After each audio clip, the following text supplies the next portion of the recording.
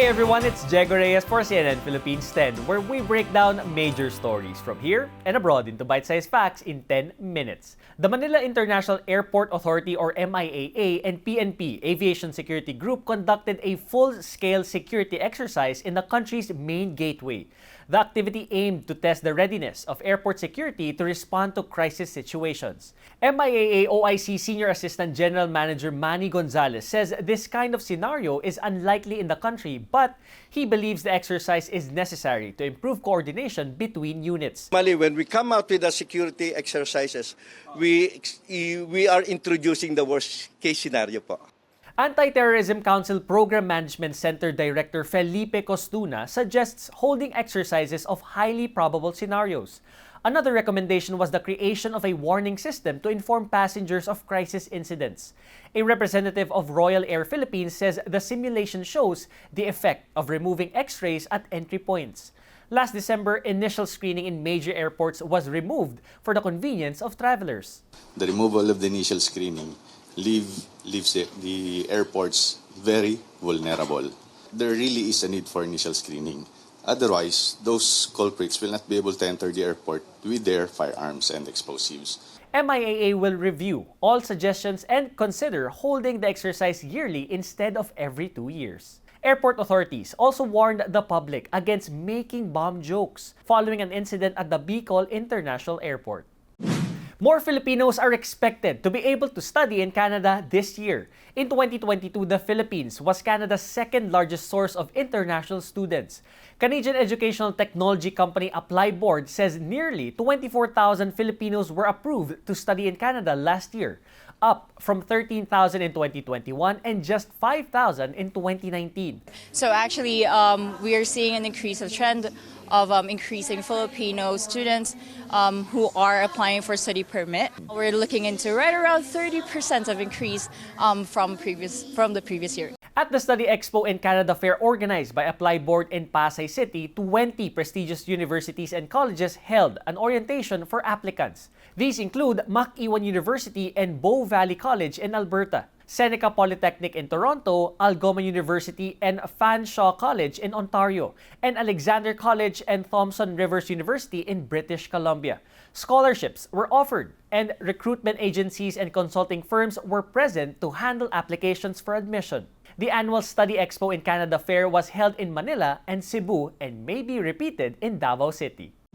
From North America to Central Europe, Hungary eyes to expand its bilateral cooperation with the Philippines in the education, agriculture, research, and water management sectors. In an interview with CNN Philippines, Hungarian Ambassador Titanilia Toth said the two countries recently signed an agreement providing scholarships to Filipinos.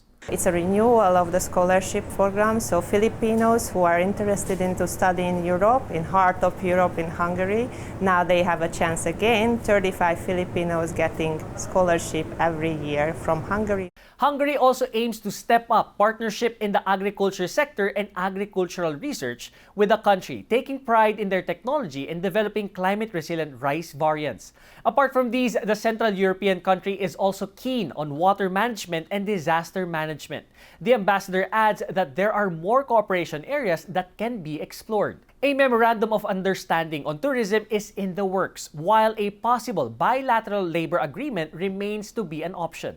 Hungary previously said its hospitality, manufacturing, and electronics sector may soon need more foreign workers and Filipinos could be considered. Based on latest data, around 800 OFWs work in Hungary.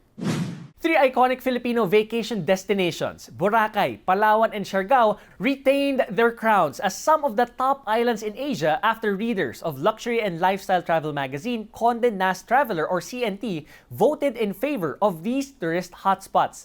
This year, around 600,000 CNT readers voted Boracay as the third best island in the continent with a score of 90.74. Behind Boracay were Palawan and Siargao, which ranked 6th and 10th among the best islands in Asia, respectively. The three islands have been at the top of the magazine's annual Reader's Choice Awards for the past several years. To address problems on solid waste, Mika Agregado started a design and production studio where people can upcycle single-use plastics. Through the process of molding and compression, these wastes will transform into furniture, accessories, and other art pieces.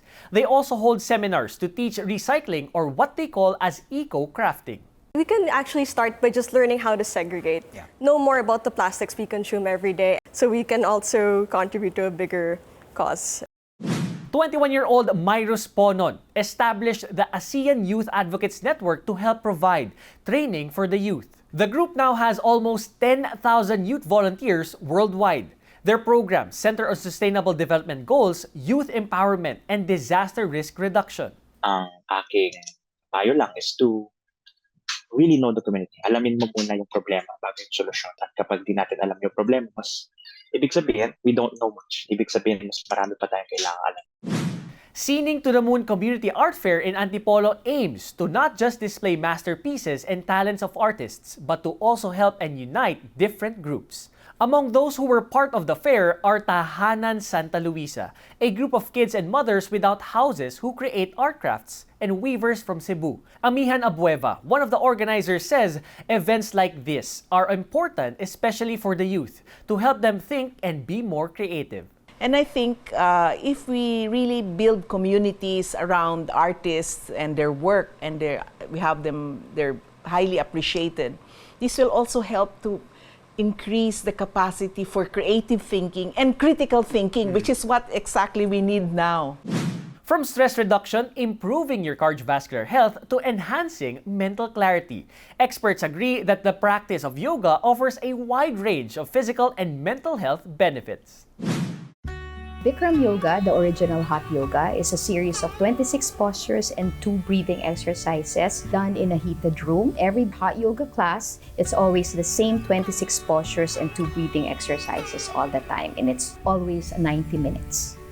We really advocate the heat because with the heat, you tend to sweat more, so there is more detox happening in the body. In our classes, since it was systematically arranged already, so we really start with a breathing exercise, that's our warm-up, and there's also the first 3 postures that serve as the warm-up in the class. And then we put much emphasis on the breath throughout the class, and then we do all the 26 postures, and then we end the class with another breathing exercise. Bikram Yoga is actually a beginner's yoga.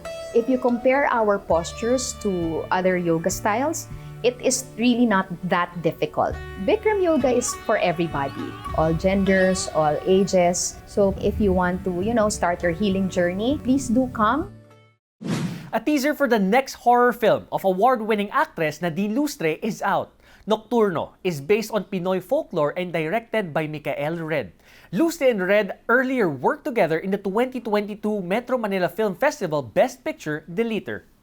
Singer-songwriter Moira De La Torre is nominated at the MTV Europe Music Awards. She will be competing against Korean boy group Treasure and Japan's Be First for the Best Asia Act Award. De La Torre is known for her song Paubaya and Tagpuan and is the only Filipino to be among the nominees. Awarding will be held in Paris on November 5th. E-Heads fans, listen up. Vocalist Eli Buendia told magazine Hiraya that there will be a documentary featuring the OPM band. That's after he was asked about having a Netflix special. For those who hope for a possible new music, Eli just said, "Let's see." And now for our 10-second trivia. What was the first ever social networking site launched? Friendster, LinkedIn, MySpace, or 6degrees.com? The first ever social networking site launched was 6degrees.com.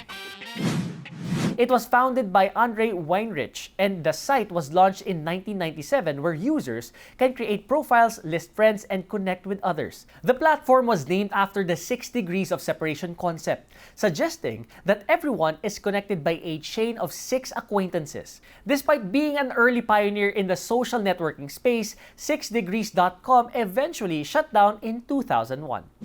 And that's it for CNN Philippines 10. I am Jego Reyes, giving you news you can use. News you can trust in 10 minutes. Thanks for joining me today, and see you again next time.